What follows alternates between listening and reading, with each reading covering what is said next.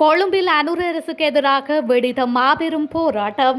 மீண்டும் பலப்படுத்தப்படும் மஹிந்தவின் பாதுகாப்பு. வெளியான அதிரடி தகவல். அரசு ஊழியர்களின் சம்பள அதிகரிப்பு. அமைச்சர் வெளியிட்ட தகவல். கணேமுள்ள சஞ்சீவ படுகொலை. காவல்துறை விசாரணையில் சிக்கும் பலர் அதிரும் பின்புலம். அனுர அரசு என்னை கைது செய்தாலும் ஆச்சரியப்பட வேண்டாம். நாமல் கடும் சீற்றம். ஆட்டம் காட்டும் ட்ரம்ப் பதவி விலக தயார். உக்ரைன் ஜனாதிபதி அதிரடி அறிவிப்பு.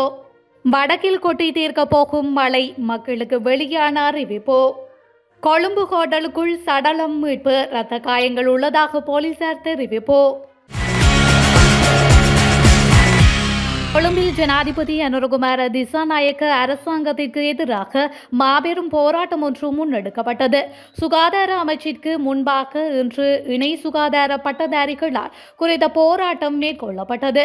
பட்டதாரிகளுக்கு வேலைவாய்ப்பு வழங்குவதற்காக நுண்ணறிவு அளவுகோல் பரீட்சையை நடாத்தும் அரசின் தீர்மானத்திற்கு எதிர்ப்பு தெரிவித்து இந்த போராட்டம் இடம்பெற்றது. மேலும் சுகாதார சேவைக்காக வெற்றிடங்களை உடனடியாக நிரப்பு, இணை சுகாதார பட்டதாரிகளுக்கு உடனடியாக சேவை பயிற்சி வழங்க, இலவச கல்வியை விலை பேசும் கொத்தலாவல பல்கலைக்கழகங்களின் இணை சுகாதார பட்டத்தை அரசு சேவை அங்கீகரிக்கும் அராஜகத்தை நிறுத்து, நியாயமற்ற தேர்வு பரீட்சை முறையை நிறுத்து ஆகிய வாசகங்கள் எழுதிய பதாதைகளை ஏந்தியவாறு பட்டதாரிகள் போராட்டத்தில் ஈடுபட்டனர். பாதுகாப்பு மதிப்பாய்வுகளின் அடிப்படையில் முன்னாள் ஜனாதிபதிகளின் பாதுகாப்பு குறித்து நடவடிக்கைகள் எடுக்கப்படும் என தகவல் வெளியாகியுள்ளது. குறித்த விடயத்தை காவல்துறை ஊடக பேச்சாளர் புத்திக மெனதுங்க தெரிவித்துள்ளார். இதேவேளை முன்னாள் ஜனாதிபதி மஹிந்த ராஜபக்ஷ உள்ளிட்ட முன்னாள் ஜனாதிபதிகளுக்கு வழங்கப்பட்ட பாதுகாப்பு மறு ஆய்வு செய்யப்பட்டுள்ளதாக பாதுகாப்பு வட்டாரங்கள் தெரிவிக்கின்றன. மஹிந்த ராஜபக்ஷ உட்பட முன்னாள் ஜனாதிபதிகளின் உயிர்களுக்கு அச்சுறுத்தல் ஏற்பட்டுள்ளதாக எதிர்க்கட்சிகளின் சில உறுப்பினர்கள் குற்றச்சாட்டுக்களை முன்வைத்து வருகின்றனர். குறிப்பாக மஹிந்த ராஜபக்ஷவிற்கு IS அமைப்பு மற்றும் விடுதலை புலிகள் அமைப்பில் இருந்து உயிர் அச்சுறுத்தல் விடுக்கப்படுவதாக ஸ்ரீலங்கா பொதுஜன பெரமுன கூறி வருகின்றது. இதேவேளை நாட்டில் தற்பொழுது இடம்பெற்று வரும் தொடர் துப்பாக்கி சூட்டு சம்பவங்கள் மக்கள் மத்தியில் அச்சத்தையும் மற்றும் அரசின் மீதான அதிருப்தியையும் ஏற்படுத்தியுள்ளது. இந்த நிலையில் முன்னாள் ஜனாதிபதிகளின் பாதுகாப்பு பலப்படுத்தப்பட மீளாய்வு செய்யவோ அல்லது குறைக்கப்படுவது குறித்து ஆராயப்பட்டு வருவதாக தகவல் வெளியாகியுள்ளது. இந்த வருடம் முதல் அரசு சேவையில் உள்ள ஊழியர்களின் சம்பள அதிகரிப்புக்காக 110 பில்லியன் ரூபாய் ஒதுக்கப்பட்டுள்ளதாக அமைச்சரவை பேச்சாளர் அமைச்சர் வைத்தியர் நலிந்து ஜெயதிச தெரிவித்துள்ளார். குறித்த விடயத்தை இன்று நாடாளுமன்ற அமர்வின் போதே அவர் குறிப்பிட்டுள்ளார். மேலும் கருத்து தெரிவித்த அமைச்சர், இந்த நாட்டில் உள்ள அரசு ஊழியர்களுக்கு கடந்த காலங்களில் இதுபோன்ற கொடுப்பனவுகள் வழங்கப்பட்டிருக்கவில்லை எனவும் சுட்டிக்காட்டியுள்ளார்.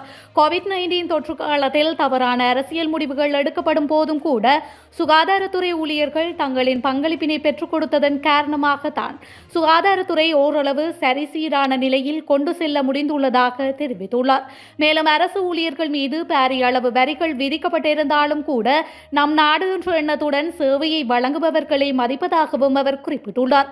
வைத்திய அதிகாரிகளின் கூடுதல் நேர கொடுப்பனவுகள் புதிய சம்பள அதிகரிப்பின்படி அடிப்படை சம்பளம் 3 கட்டங்களாக அதிகரிக்கப்படும். அத்துடன் மார்ச் மாதத்தை விட ஏப்ரல் மாதத்தில் வைத்திய அதிகாரிகள் சம்பளம் அதிகமாக இருக்கும்.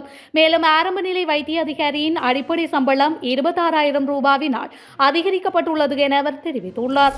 கணேமுள்ள சஞ்சீவ சுட்டுக் கொல்லப்பட்ட சம்பவம் தொடர்பில் 8 சந்தேக நபர்கள் கைது செய்யப்பட்டுள்ளதாக காவல்துறை ஊடகப் பிரிவு தெரிவித்துள்ளது.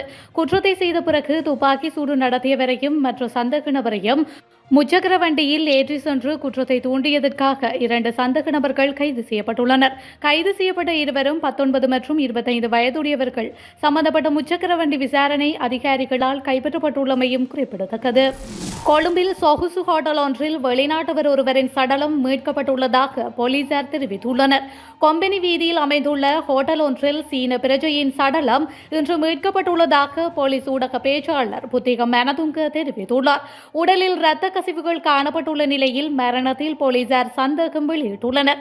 இது தொடர்பில் விரிவான விசாரணைகள் இடம்பெற்று வருவதாக போலீஸ் ஊடக பேச்சாளர் மேலும் தெரிவித்துள்ளார். இன்றைய அரசாங்கத்தின் முக்கிய பணி எனது குடும்பத்தினரை குற்றம் சாட்டுவதாகும்.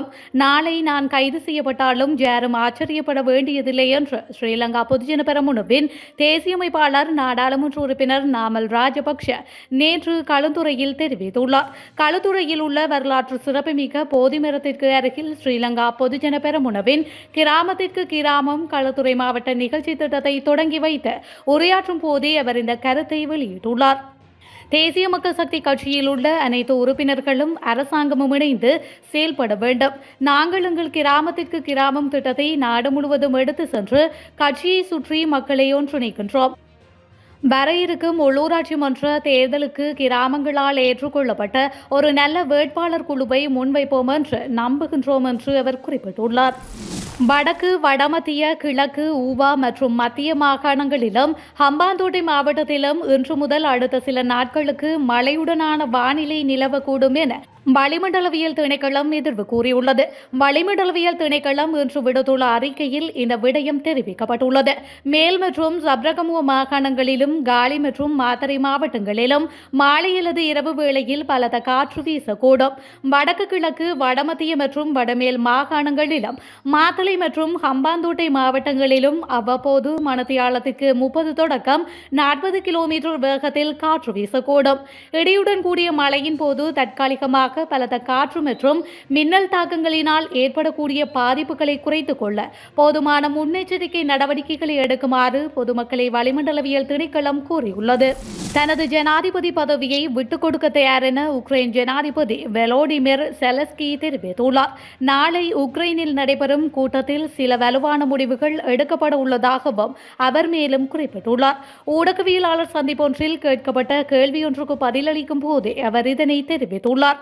அவர் மேலும் கருத்து தெரிவிக்கையில், பல தசாப்தங்களாக பதவியில் இருப்பது தனது கனவு அல்ல எனவும் 20 வருடங்களுக்கு பிறகு அல்ல, இப்போது உக்ரைனின் பாதுகாப்பு தொடர்பிலேயே தான் கவனம் செலுத்துவதாகவும் குறிப்பிட்டுள்ளார். நாளை உக்ரைனில் நடைபெறும் கூட்டத்தில் சில வலுவான முடிவுகள் எடுக்கப்பட உள்ளதாகவும் மேலும் ரஷ்யாவிற்கு எதிரான ஆதரவு மற்றும் தடைகள் குறித்து ஐரோப்பிய ஒன்றிய நாடாளுமன்ற தலைவர்களுடனும் ஒரு தனி சந்திப்பு நடாத்த உள்ளதாகவும் உக்ரைன் ஜனாதிபதி குறிப்பிட்டுள்ளார். பைடன் மற்றும் ட்ரம்ப் நிர்வாகங்களின் ஆதரவுக்கு நன்றி என்று தெரிவித்த அவர், உக்ரைனுக்கு உதவ ஜனாதிபதி ட்ரம்பிடமிருந்து புரிதல் மற்றும் பாதுகாப்பு உத்தரவாதங்களை பெற விரும்புவதாகவும் அவர் மேலும் குறிப்பிட்டுள்ளார். மேலும் அமெரிக்க ஜனாதிபதிக்கு அழைப்பு விடுத்துள்ளதாகவும், ஆனால் துரதிருஷ்டவசமாக இன்னும் எங்களது சந்திப்பு இடம்பெறவில்லை எனவும் குறிப்பிட்டுள்ளார். கொழும்பில் ஜனாதிபதி அனுரகுமார திசாநாயக்க அரசாங்கத்திற்கு எதிராக மாபெரும் போராட்டம் ஒன்று முன்னெடுக்கப்பட்டது. சுகாதார அமைச்சிற்கு முன்பாக இன்று இணை சுகாதார பட்டதாரிகளால் குறித்த போராட்டம் மேற்கொள்ளப்பட்டது. பட்டதாரிகளுக்கு வேலைவாய்ப்பு வழங்குவதற்காக நுண்ணறிவு அளவுகோல் பரீட்சையை நடாத்தும் அரசின் தீர்மானத்திற்கு எதிர்ப்பு தெரிவித்து இந்த போராட்டம் இடம்பெற்றது.